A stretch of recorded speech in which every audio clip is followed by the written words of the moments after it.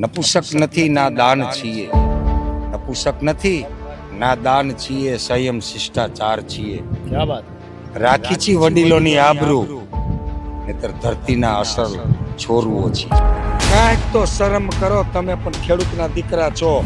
દિવસમાં 2 વખત જે અન્ન ખાવ છો એ અન્ન પેદા કરનારા અન્નદાતા છે. તો વળતરનું આપણે તો લડાઈ કરવી જ પડશે અને કરશું ખરા. મોરે મોરો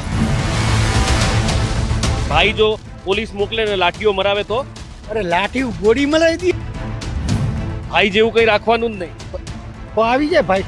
આવું લડવું જ પડે ને.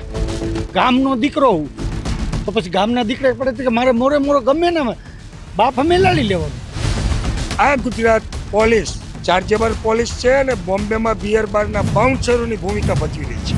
એમ કે જંત્રીના ભાવે અમને આપો તો જંત્રીના ભાવે અમારે આદરણીય કોર્ટની આખી બધી જેટલી જમીન છે એ અમારા ખેડૂતોને બધાને લેવી છે. ગુજરાત સરકારે પોલિસી બનાવવી પડશે.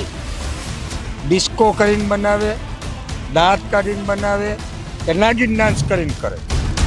કેટલાય શહીદ થઈ ગયા હતા, આમાં 2 વધારાના શહીદ થઈ નો તાતા ખેડૂત ખમીરવંતો ખેડૂત જો રોડ ઉપર ઉતરી જશે તો આ ભાજપના મૂળિયા તો છીછરા છે.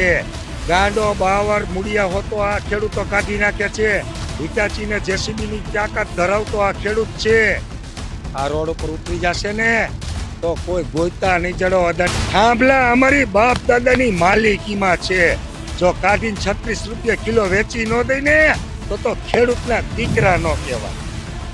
અમારો ભાઈ અમારી વાત જરૂર સાંભળશે એવી આશા સાથે અમે આ પત્ર લખ્યો છે. ભાઈ, આ તમારા મિત્ર અદાણી ગાડી પાર્કિંગનું ભાડું પણ લઈ લે છે અને અમારી જમીન શાકભાજીના ભાવે લે છે. તો આ તારી બહેનો સાથે આવો અન્યાય થાય છે. તમે ક્યાં સુધી આ બધું સહન કર? સરકારને ઝૂકવું પડશે ને ઝૂકવું પડશે. આ ચોકમાં પારીઓ થઈને પૂજાવવું પડે તો તૈયારી છે. સરકારને આપના માધ્યમથી કહું છું કે જો તમારે કાંઈ જ ન દેવું હોય 280 રૂપિયાની બુલેટ આવે છે. ગોળી નિલેશ એરવડી અને ગોળી